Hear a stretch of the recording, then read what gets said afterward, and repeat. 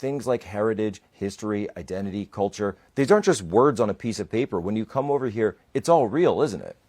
It really is. And every time I know I have a trip to Poland, what I expect is a table full of food, a great sense of community, and lots of Catholic churches just about in every corner. Yeah, you turn around, you see a church, it's going to be there. I always joke about that. People say, oh, we're religion. You say, I'm Catholic. I'm Polish. We pretty much only come in one flavor. Of course, we're Catholic. Everyone out here is Catholic.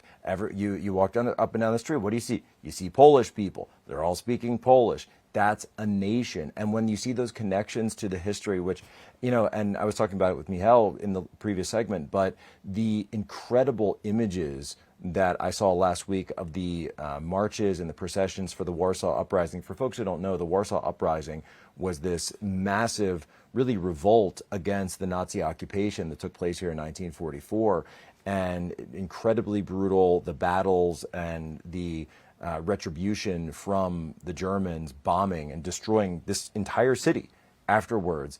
It's something where, and Michal was talking about it, he said his grandfather's sister died in the bombings. So that's something that as horrible as it is, it connects you to that history, and it makes that history absolutely real. And so the fact that people are still connected to it, they're honoring their history, you just don't see that in the United States the same way. You really don't. And this history is every way you look, truly, because in one corner you see a medieval castle, and on the other side of the street you'll see the tall, great buildings that are the remnants of the Soviet era. And then people somehow manage to embrace it's actually two right over my shoulder sides, here. and then they'll be walking on cobblestones on one side, and then looking up the skyscrapers that also make and the up modern, right? the modern culture, and they embrace all those aspects. And Poland is changing. It's walking step in step with the modern technology, but it's still embracing its culture and traditions. And yes, every Sunday you hear the bells. Hold on. But I was told though that in order to embrace progress and to embrace culture, you had to have globalization, you had to have the euro, you had to have migrants, you had to have them flooding into your country. Poland hasn't done any of those things. They're the hottest economy in the EU right now.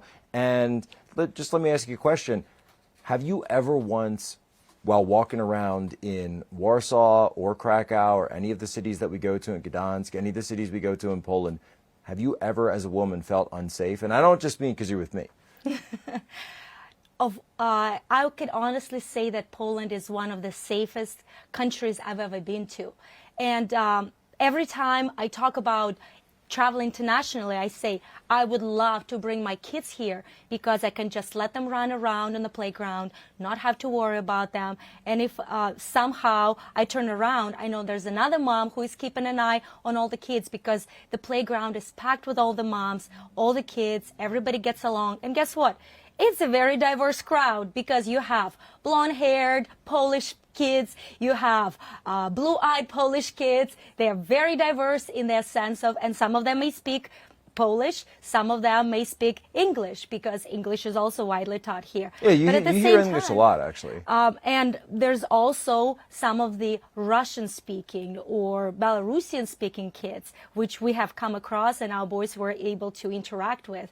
And at the same time... Well, and you do also hear the Russian speaking from a lot of the Ukrainian families that have been here. That's very true. So the crowd is diverse, but it's a European diversity, and looking at it, it brings out true cultural blend of Polish, Russian, Belarusian, Ukrainian, Eastern European roots. Right, and so and to your point, so it's most people looking at it would say, oh, Eastern Europe, that's all the same thing. But you talk to the actual Eastern Europeans, none of them would say that, would they? They wouldn't. They would say, no, we're all different. And at the same time, there are rural Polishmen, and at the same time, there's city folk that are rural, very different urban, from those each other. splits.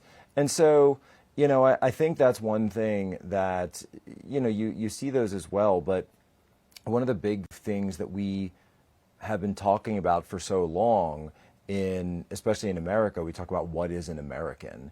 and you sort of need these bigger categories. But ever since really year 2000, maybe even 1965, you have so many people coming in that are from cultures that are completely incompatible and just so completely distant from the United States that to your point, right? You even within a closed geography, you can find lots of diversity and lots of differences. But now when you're talking about bringing people from all over the world, places like the third world, they're coming in, and suddenly you're like, what's going on? We were in, 2 days ago, we're in upstate New York, and we visited Niagara, but we were also staying in, I'm not going to say the name of the town, but we were staying at that tiny little town that we were there with the beautiful waterfall in the middle of town, and near Ithaca area. And that bus stopped off, and all these workers get off. None of them are speaking English, in the middle of nowhere, in this just tiny little town. And so they didn't fit. And I'm just going to say it. They just didn't fit, did they? And it takes one look to, even without them having to speak, where you see the way they present themselves, you see the manners, the way they carry themselves around each other, and you just know they're not American. She's talking about the trash folks. She's talking about, she was going off. She said, why are they're barefoot, there's trash, they're eating with the hands, and we're talking, and by the way, that's something, bring it back to Poland, it's so clean. It's so, and that struck me every single time that we've come here, even to Warsaw, huge marches that we've been to. Because they have it's so clean. Respect for their home, for their country, and they're teaching the young ones to do the same.